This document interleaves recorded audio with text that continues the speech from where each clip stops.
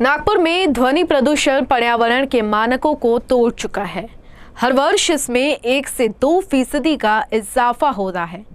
विश्व स्वास्थ्य संगठन और देश में प्रदूषण नियंत्रण पर काम करने वाली संस्था सेंट्रल पोल्यूशन कंट्रोल बोर्ड ने जो मानक तय किए हैं उससे ध्वनि प्रदूषण अधिक है। इसी बीच पर्यावरण के विभिन्न आयामों पर रिसर्च करने वाली संस्था नीरी ने एक खास ऐप तैयार किया है। इस ऐप के माध्यम से प्रदूषण नियंत्रण को लेकर बेहतर जनजागृति निर्माण कर इस पर लगाम लगाई जा सकती है।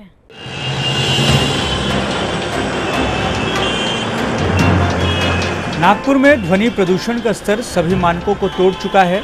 बढ़ता शहर की सड़कों पर बढ़ते वाहनों के ही साथ शहर की जीवन शैली में होता बदलाव हर वर्ष 1 से 2% ध्वनि प्रदूषण के स्तर को बढ़ा रहा है। प्रदूषण का बढ़ता स्तर जनजीवन को बुरी तरह प्रभावित कर रहा है, मगर विकास के चकाचौंध में भागता शहर इस बात को लगातार नजरअंदाज कर रहा है।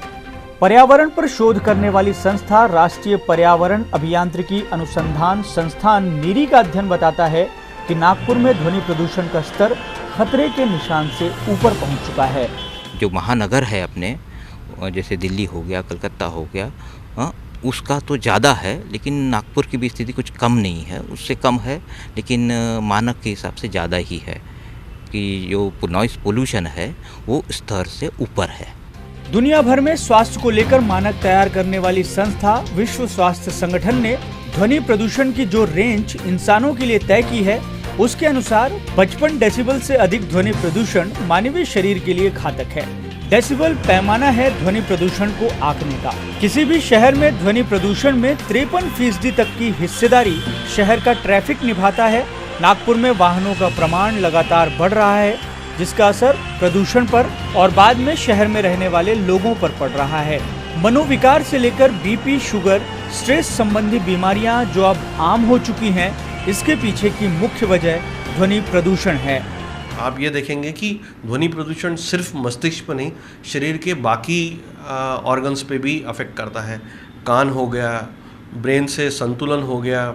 फिर उसके बाद आप ये भी देखेंगे कि आप पुराने ज़माने में देखें कि शांत जगह पे खाना खाया जाता था, और शांत जगह पे मतलब जहाँ पे ध्वनि कम से कम हो, वहाँ पे खाना खाया जाता था और काम किया जाता था। अभी इसका एग्जैक्टली विपरीत हो रहा है। 10 लोग आ रहे हैं, आप चाहते हैं कि आदमी शांत रह के काम करे, अपनी एफिशिएंसी उतनी दे, तो ये पॉसिबल नहीं है। तो ध्वनि प्रदूषण चौतरफा शरीर को भी प्रभावित करता है, मन को भी प्रभावित करता है। मनोवैज्ञानिक दृष्टि से ध्वनि प्रदूषण में काम करना लंबे समय में कई मानसिक विकार को बढ़ाता है। प्रमुख निद्रा, भूख, पाचन शक्ति, ये सभी को प्रभावित करता है। शहर में 0 साइलेंस जोन घोषित इलाकों में ही ध्वनि प्रदूषण तय मानक से अधिक रिकॉर्ड हो रहा है। हर दिन शहर में ध्वनि प्रदूषण की रेंज 70 डेसिबल के आसपास है। WHO के जो मानक है उसके अनुसार अगर ध्वनि प्रदूषण 50 से 55 डेसिबल से अधिक रहता है तो सिर दर्द, बीपी जैसी बीमारी हो सकती हैं। ये अगर 70 डेसिबल तक पहुंच जाए तो सुनने की क्षमता प्रभावित होगी। 100 से 120 की रेंज में 3 मिनट में व्यक्ति बहरा हो सकता है या मस्तिष्क से जुड़ी किसी गंभीर बीमारी का शिकार। बढ़ते ध्वनि प्रदूषण को देखते हुए जन जागृति के उद्देश्य से नीरी ने नॉइस ट्रैकर ऐप को डेवलप किया है। इस ऐप का इस्तेमाल कर कोई भी कहीं भी कभी भी ये पता लगा सकता है कि वो जहां मौजूद है उस जगह का ध्वनि प्रदूषण किस स्तर पर है। नीरी 5 दशक से नॉइस पोल्यूशन पे काम करती है, बहुत काम किया है, और जो भी हम लोग स्टडीज़ करते हैं उसको हम लोग जर्नल्स में, बड़ी बड़ी जर्नल्स में, नेशनल इंटरनेशनल जर्नल्स में, पेपर्स में देते हैं कि जिससे कि लोगों को पता चले। लेकिन जो हाई लेवल जर्नल्स होते हैं वो सर्वसाधारण आदमी नहीं पढ़ता, उसको जो रिसर्चर्स है, जो बड़े लोग हैं वही पढ़ पाते हैं, तो उसके पास वो अवेयरनेस आता नहीं है। तो इसी वजह से हम लोग ने ऐसी चीज़ सोचे कि जो उसके हाथ में मिले और बिना खर्चा के, क्योंकि आम आदमी सब आजकल मोबाइल ऐसा चीज़ हो गया है, वो कॉमन प्लेटफॉर्म हो गया है, वो परवेसिव डिवाइस हो गया है कि जो सबके पास है। तो अगर उसी में हम लोग ऐसी चीज़ सुविधा प्रोवाइड करें कि जो आप अपने सराउंडिंग में वो नॉइस मेजर कर सकता है, लोगों को बता भी सकता है, शेयर कर सकता है, ऐसा एंड्रॉयड ऐप हम लोग ने लोगों के लिए ही बनाया है। नीरी में बतौर रिसर्चर काम करने वाले 2 संशोधक छात्रों मोहिंद्रा जैन और मंथन कोल्हे ने ये app council for scientific and industrial research के लिए बनाया है। देश भर में 650 लोग इसे इस्तेमाल भी कर रहे हैं। देश भर से आने वाले डाटा का नीरी में बनाए गए सर्वर रूम में रिसर्च होता है।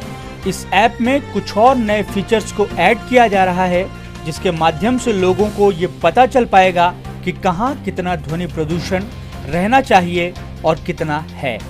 जो ऐप है उसमें हमने एक नया फीचर डाला है। इसको हम CPCB के जो स्टैंडर्ड हैं उसके साथ हम कंपेयर करने वाले हैं। इससे आपको पता चल जाएगा कि हमने जो मॉनिटरिंग किया है और जो वैल्यूज़ आई हैं वो स्टैंडर्ड की जो लिमिट है उससे कम है कि ज़्यादा है। तो आप इजीली उसको कंपेयर कर सकते हैं और जो भी अथॉरिटीज़ हैं उनको आप सजेस्ट कर सकते हैं कि सर यहाँ पे जो नॉइस लेवल है वो बहुत ज़्यादा है, इसके ऊपर आप काम कीजिए, कैसे इसको हम मिनिमाइज़ कर सकते हैं, क्या जो प्रिकॉशन है हम ले सकते हैं। देश में प्रदूषण के नियंत्रण पर काम करने वाली संस्था सेंट्रल पॉल्यूशन कंट्रोल बोर्ड ने जो मानक तय किए हैं उसके अनुसार ध्वनि प्रदूषण इंडस्ट्रियल एरिया में दिन के समय 75 डेसिबल जबकि रात में 70 डेसिबल होना चाहिए। कमर्शियल एरिया में दिन के समय 65 डेसिबल जबकि रात में 55 डेसिबल। रेसिडेंस एरिया में दिन के समय 55 डेसिबल जबकि रात में 45 डेसिबल होना चाहिए। साइलेंस जोन यानी अस्पताल, स्कूल, महत्वपूर्ण सरकारी कार्यालयों के आसपास दिन के समय 50 डेसिबल जबकि रात में 40 डेसिबल ध्वनि प्रदूषण होना चाहिए। जो मानक तय हैं उसके अनुसार ही प्रदूषण हो रहा है ऐसा नहीं है। ऐसे समय में खुद से पहल कर सामाजिक जिम्मेदारी निभाने वाले लोगों के लिए ये ऐप फायदेमंद साबित होगा, जो सिटीजन जर्नलिस्ट की भूमिका निभा सकते हैं। विकास की रफ्तार में तेजी से बढ़ रहे नागपुर शहर में कई तरह की समस्याएं भी पनप रही हैं। राष्ट्रीय पर्यावरण अभियांत्रिकी अनुसंधान संस्थान नीरी की रिपोर्ट जो ध्वनि प्रदूषण पर आधारित है वो बताती है कि नागपुर में ध्वनि प्रदूषण का स्तर लगातार WHO के मानकों को तोड़ रहा है। 1 से 2% की रफ्तार से हर साल ध्वनि प्रदूषण शहर में तेजी से बढ़ रहा है। ये रिपोर्ट ताकीद कराती है नागपुर वासियों को कि अगर उन्हें स्वस्थ और लंबा जीना है तो अपने जीवन को बदलना पड़ेगा, उसमें बदलाव लाना पड़ेगा और जीवन का ढांचा कहीं ना कहीं पर्यावरण के अनुकूल बनाना पड़ेगा। कैमरामैन विशाल रायपुरे के साथ मैं दिव्येश द्विवेदी, UCN न्यूज़, नागपुर।